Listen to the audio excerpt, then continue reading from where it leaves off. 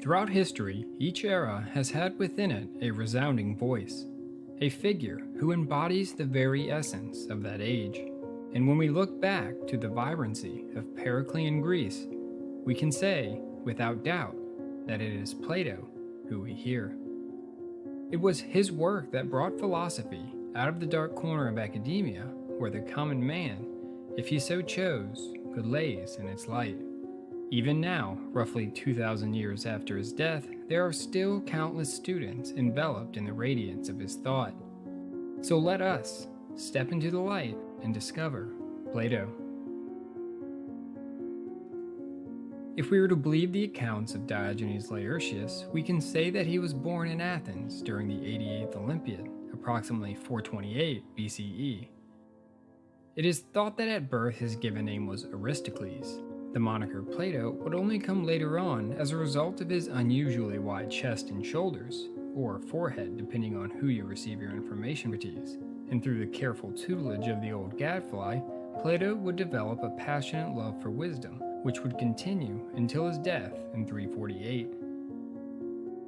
Upon the death of Socrates, he would come under suspicion from the Athenian authorities for his part in plotting his escape.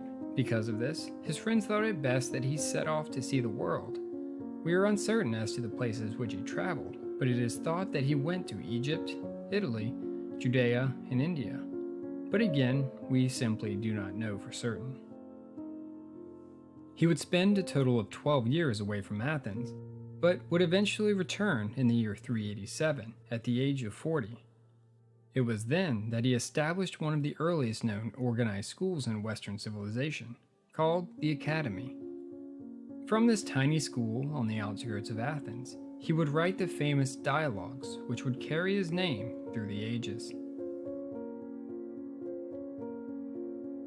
Seeing his master put to death instilled in him two things: a passionate contempt for democracy and the desire to find a method wherein the wisest and the best might be discovered, persuaded, and then enabled to rule.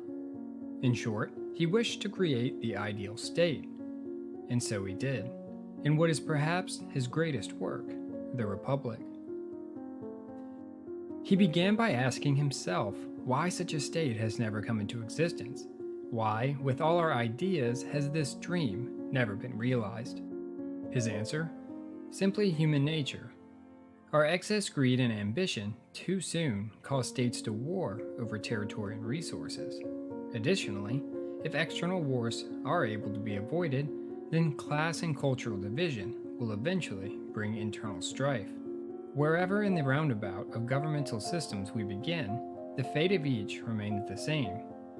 See aristocracy, limiting too narrowly the circle within which power is confined, give way to oligarchy, which then fails when the incautious scramble for immediate wealth causes currency to accumulate in the hands of a few, creating anger and dissent in the hearts of many. Once this takes place, there can only be one end, that being revolution. Then democracy comes. The poor overcome their opponents, slaughtering some and banishing the rest, and give to the people an equal share of freedom and power. But even democracy is not immune to the old ball and chain, the failure of the state to adequately educate its people, causing demagogues to be elected. Once the state has been thoroughly thrust into chaos by these ill-informed and ill-intentioned individuals, the people demand order, and whoever can deliver the greatest lie becomes the people's champion, i.e. their autocrat. This nauseating roundabout could only be prevented, Plato thought, by understanding first the nature of man. Only then can we proceed, at least with any hope of success, in building our utopia. Our process should begin by determining what drives individuals to behave in the way that they do. After all, governments vary as the characters of men vary. States are made out of the human natures which are in them. According to Plato, human behavior originates from three main sources: desire, emotion, and knowledge. Desire holds within it impulse and instinct. Within emotion is ambition and courage, and intellect and reason are encapsulated within knowledge. How a particular individual behaves depends upon which source he drinks from most readily.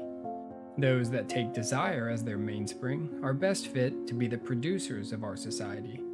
This is to say, the farmers, businessmen, and merchants. If emotion is what drives them, then these individuals are best fit to be our auxiliaries. They will fill the role of military officers and top executive aides.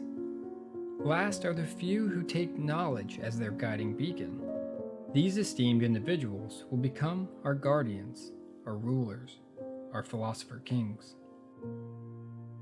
If we are to see our state succeed, it is paramount that we enable each individual to acquire and perform the given task which their nature has best suited for them. Ruin comes, said Plato, when the trader, whose heart is lifted up by wealth, becomes ruler. In order to ensure that we choose our rulers properly, Plato has put in place an intricate system of selection. I will summarize it here. We must begin with complete equality of educational opportunity. There will be no class, race, or gender barriers in our state. Whether it be man or woman, all they must do is demonstrate the ability to stand up to our process. Let our search for prospects start by sending out into the country all the inhabitants of the city who are more than 10 years old.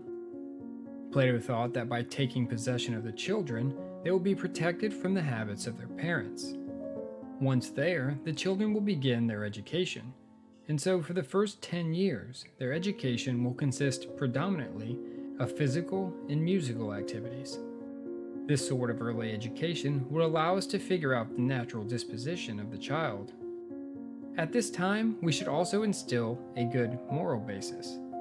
This we will do by supernatural authority. Yes, we must have a religion. Not only will this lend to our moral basis, but it will also enable those individuals who have not been given high office to accept their position without dispute and anger towards those who are placed higher than themselves. Moving on, at 20 years of age, we will give to them what is to be their first of 2 examinations. This will not only be an academic test, but also a test of practical and theoretical skill.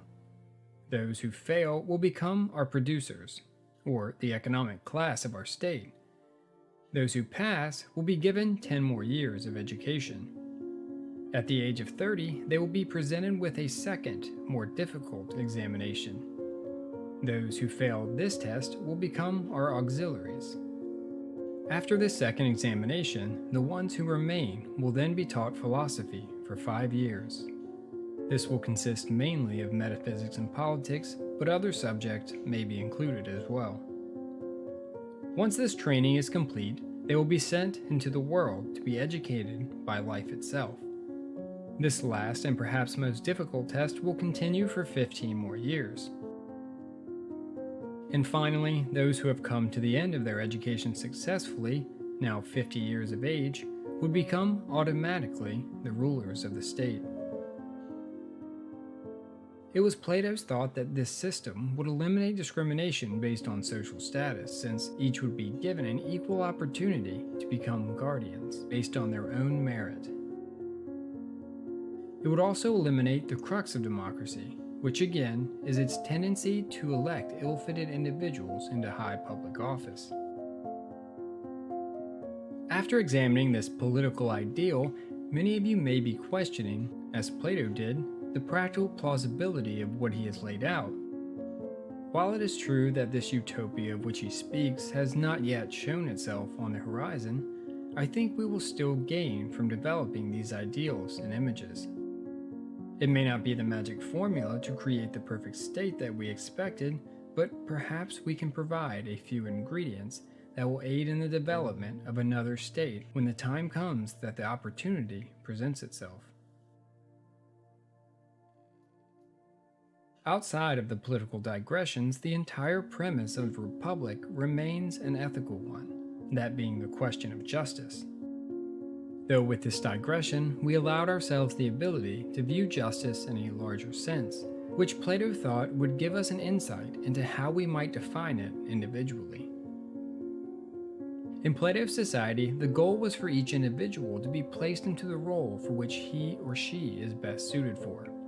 In achieving this, Plato meets his definition of justice, which is the having and doing what is one's own.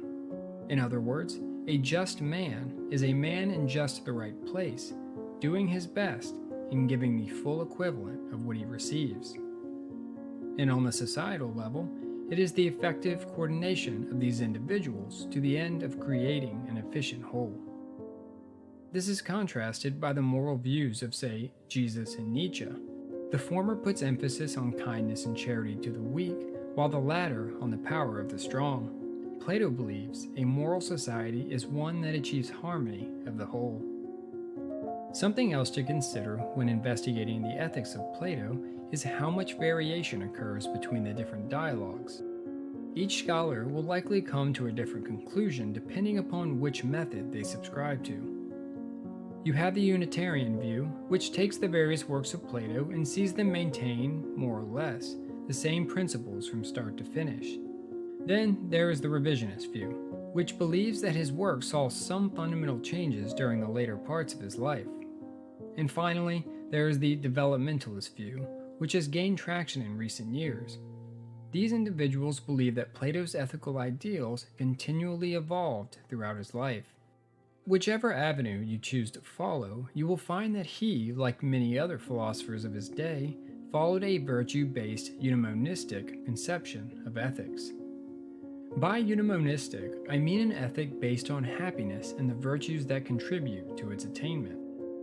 In order to fully discover his ethics, I would like to save it for a separate video, as I think it would take much more time to fully investigate its intricacies. The metaphysics of Plato is most readily demonstrated through his doctrine of ideas, or as some call it, the theory of forms. In this doctrine, Plato sets out to explain the unperceived duality of our universe, or in other words, how our universe is separated into that which can be detected through our sense, the physical realm, and that which can only be conceived by reason and thought, the realm of forms. With any given object, say a dog, we sense its features. These features are part of the physical realm, but behind these features is the general idea or ideal of a dog, an everlasting and changeless form which exists outside of what can be perceived by our senses. Even if the color, age, or breed of the dog changes, the general idea of a dog remains the same. This idea, Plato thought, is more real than what we perceive through our sense experience. We can think of the physical realm as merely a temporary imitation of what lies within the realm of forms. The laws by which a certain thing behaves is also part of this realm of forms. He would often reference the laws of geometry here. It was not without reason that above the door of the academy he had placed a sign that read, "Let no man ignorant of geometry enter here." Without this eternal realm, life would seem to us meaningless, only a bundle of sensations, such as the newborn infant experiences. In the Republic, Plato uses the allegory of the cave to illustrate the philosopher seeking to look past his subjective reality in pursuit of the objective truth.